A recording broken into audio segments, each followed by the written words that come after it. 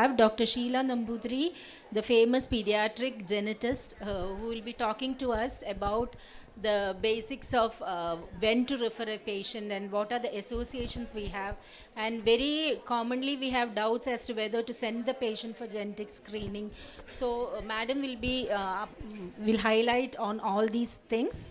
And as all of you know, madam is a pediatric genetist working at Amrita Institute. So you have the CV of Madam.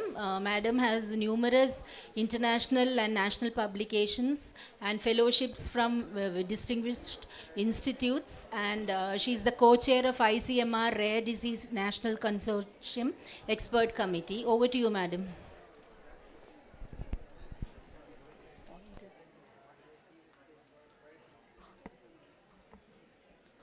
A very good morning to you all. At the outset, I would like to thank Dr. Meena for giving me this opportunity to address you all. So, coming to our topic, wish you all warm greetings from Amrita Institute of Medical Sciences, Cochin. So, I thought that rather than giving a didactic lecture, it is better to take you through some of the scenarios where the investigations, the genetic investigations have been useful in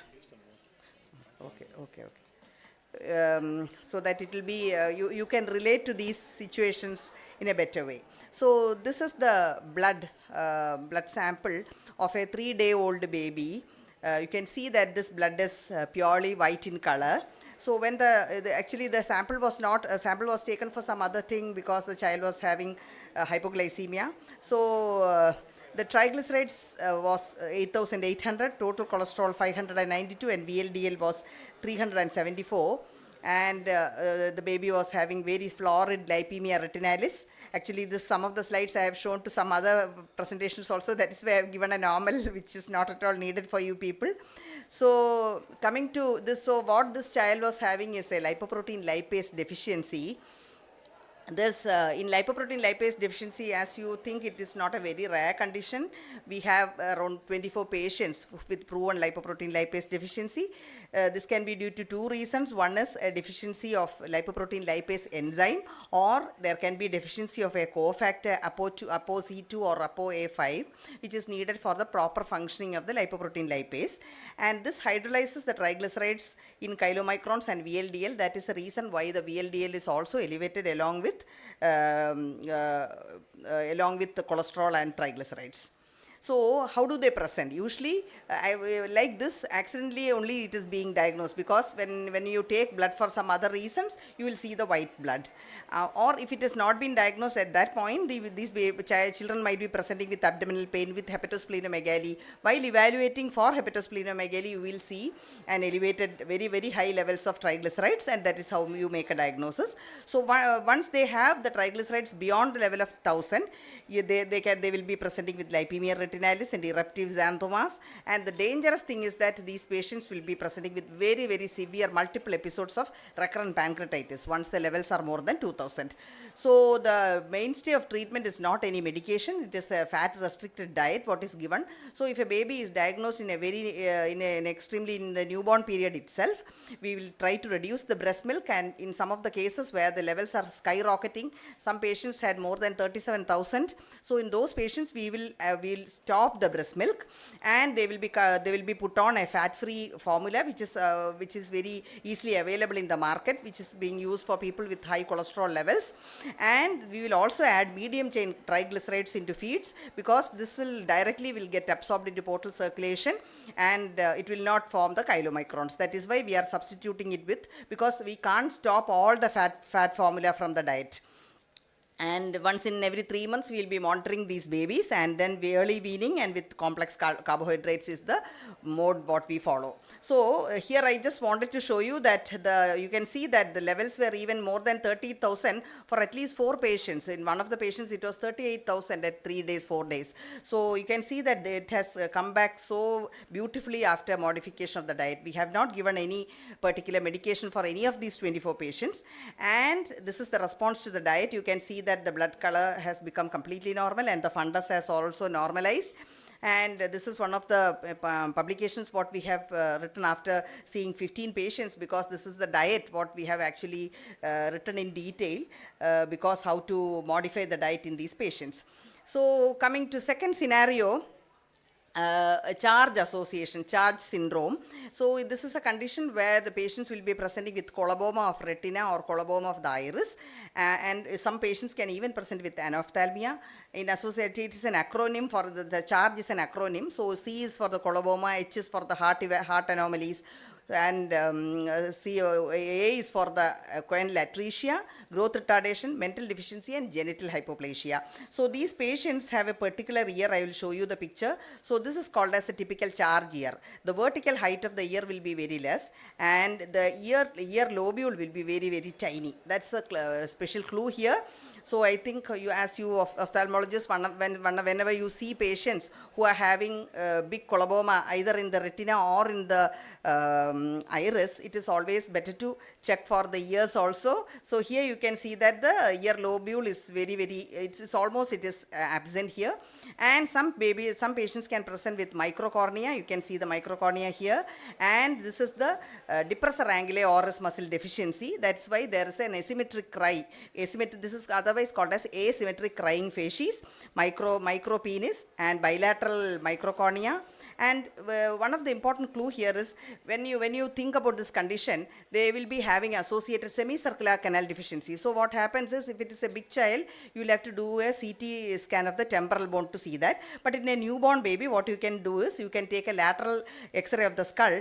So this is the normal lateral X-ray of the skull, where you can see the semicircular canal, where it is completely absent. Here you are not seeing any honeycombing here. So this X-ray is not useful in a bigger patient, but in a newborn child it is useful. So the aplasia of the semicircular canal is very, very classical of this condition.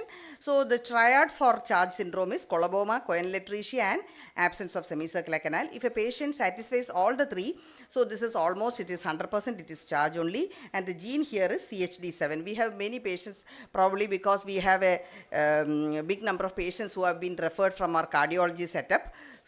So coming to a third scenario, Alagille syndrome. So in this condition, these patients have multi-system involvement of liver, eye, heart, skeleton, and also they also have dysmorphic features.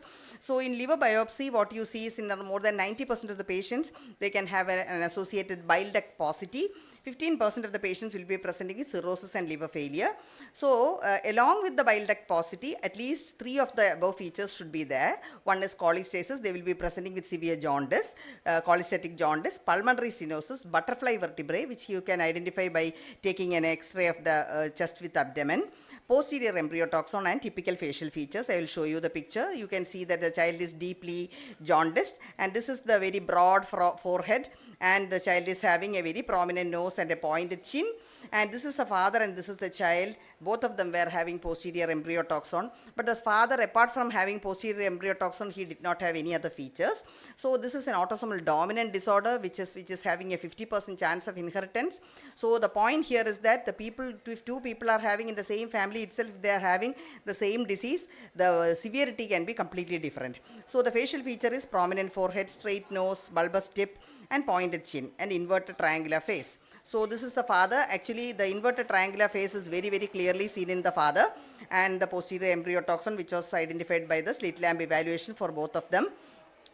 So the way how to diagnose this condition is by doing a mutation analysis. So this is an autosomal dominant disorder with variable expressivity, as I have told you just now. In around 89% of the patients, you can identify a variation in the JAG1 gene, and in around 7% of the patients, if it is not there, you should think about a microdeletion in chromosome 20, and in very, very tiny percent, around 1% of the patients, they can even have a variation in Notch2 gene. So the next scenario I would like all of you to pay attention to. So this was a 12-year-old boy who had presented with severe burning pain of the dorsum of the hands and feet for past 1 year, and he actually, just because he didn't have any other particular physical features, he was considered as a child with any psychological issues, and he was sent for psychological counseling from elsewhere. He did not have any joint involvement, and he also had very severe sweating deficiency, and he was not interested in getting involved into exercise or any other thing. So he also had a small fiber neuropathy when he was evaluated in neurology and was referred to a department. And with all these features, the possibility of Fabry's disease was considered. In his alpha galactosidase was sent, and it was very, very low. So in these patients, they present with angiokeratoma. I will show you a picture. This is the typical angiokeratoma. These are the red small tiny nodules which are seen in the bathing trunk region. So unless you undress the patient, you might completely miss that. And this is the patient. And in angiokeratoma, you need not see this much amount of angiokeratoma. Some of our patients were having only 1 or 2. So angiokeratoma is the cutaneous vascular lesion seen in the bathing trunk region. And these patients usually present with very severe burning, tingling, and numbness. And some patients can go into extreme pain crisis, which is lasting for hours to days. They even need morphine. And the importance in ophthalmology is more than 70 to 90% of the patients will be having a typical cornea verticillata, which is very easy to evaluate. And these patients, they present with 3 ways. One is with stroke, one is with progressive renal failure, and other group of patients will present with hypertrophic cardiomyopathy. So in the same family itself, some patients present with stroke, some present with renal failure. So everybody might not think that everything is related with each other. The beautiful part of that is that and around 70 to 80% have an associated hearing loss. So this is the cornea verticillata which is seen due to accumulation of the sphingolipid in the corneal epithelium. So this is an X-linked disorder. So it can affect males as well as females. Females are mildly affected than males. And the beautiful part of this is that there is a treatment. The enzyme replacement therapy is available. The alpha galactosidase enzyme can be given for the patient once in every 2 weeks. And this will reduce the corneal deposits. It is beneficial for paresthesia. The pain will completely disappear. It will halt the progression of the cardiac disease, stabilizes the renal function, decreases the abdominal cramping, and markedly improves the quality of life. Actually, this patient who was having this much amount of pain, now he has completed his degree and he is going to join for a government job. So another thing is, I think you will be encountering patients with anophthalmy and cryptophthalmos. I don't know whether it's a routine practice for you to send for a genetic analysis, but I think you should always try to send it, because there are mainly 3 genes which are involved. One is SOX2, another one is OTX2, and PAX6. So the advantage is that the couple will be so much apprehensive to go through the next pregnancy. Nowadays it is ultrasound can pick up, but I think still it is very good if you are making the diagnosis, so that we can offer prenatal diagnosis. Another thing is, whenever a child who presents with cataract, we always think about the possibility of congenital rubella syndrome, but if it is a male child, please also consider the possibility of oculocerebrorenal or Lowe syndrome, where the patients will be presenting with congenital cataract with glaucoma. They will be having, the clinical features would be, they will be having congenital severe hypotonia, mental handicap, and the urine should be, the simple way to think about this condition is check the urine. The urine will be having increased proteins, and also amino acid will be excreted through urine. And this is an X-linked recessive disorder. It is extremely important to have this diagnosis so that we can offer prenatal diagnosis. The gene is OCRL, and we can offer, the chance of a woman who is a carrier for Lowe syndrome is 50% for her to have another male child with the same disease. So this is a child with Lowe syndrome with bilateral cataract at birth, and he also had severe glaucoma also, and this is after cataract extraction. But this condition, there is no treatment for this condition. Usually these children will die by 2 years of age. So another thing is cystinosis. We have 2 patients for whom we are treating them with cysteamine.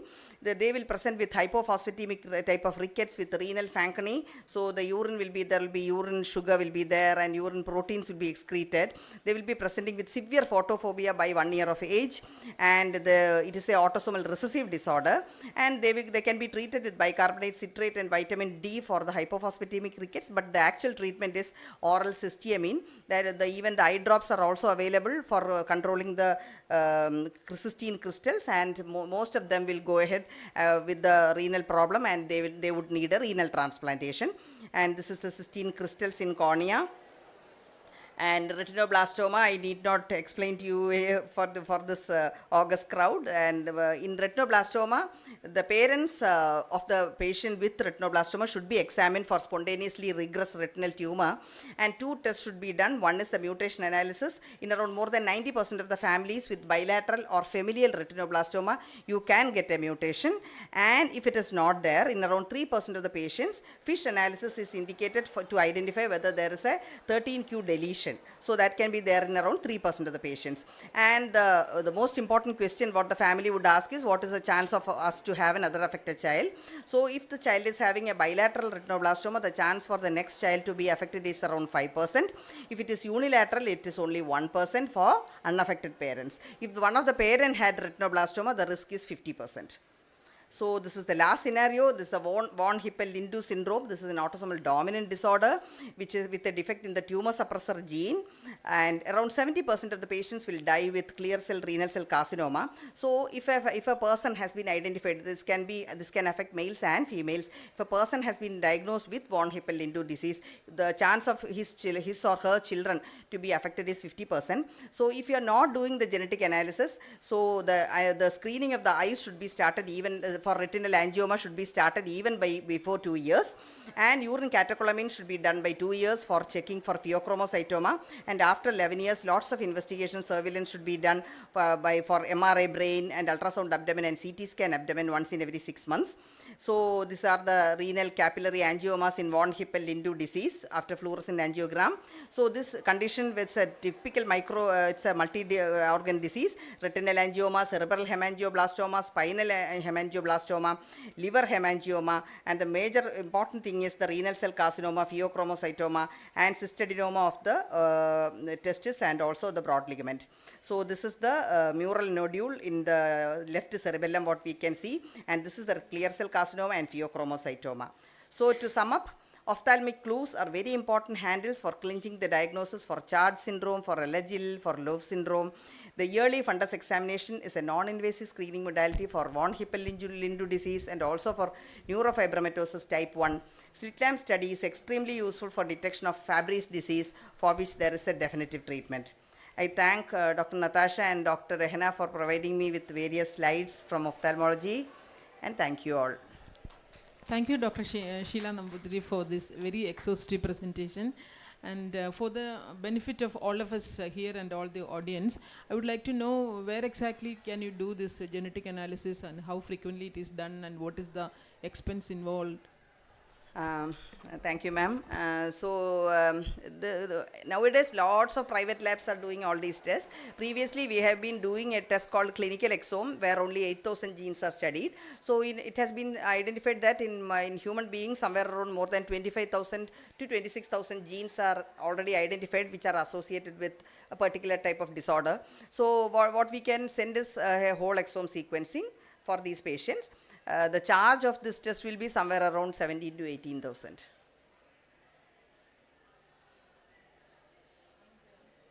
Gene therapy being done? No gene therapy. Actually, I wanted to ask you whether there is any gene therapy for because patients come to us for mainly with retinitis pigmentosa. But in between I have read that it is available. Whether it is available, I just wanted to know whether treatment is available for it. The only condition for which the treatment is available is now is for spinal muscular atrophy or SMA, as you all know, which is extremely costly, 17 crores. And for Duchenne muscular dystrophy also, it is a little bit therapy is coming. But I think for RP it is not available yet, no? Okay. Only literature says so. Okay. It's not available.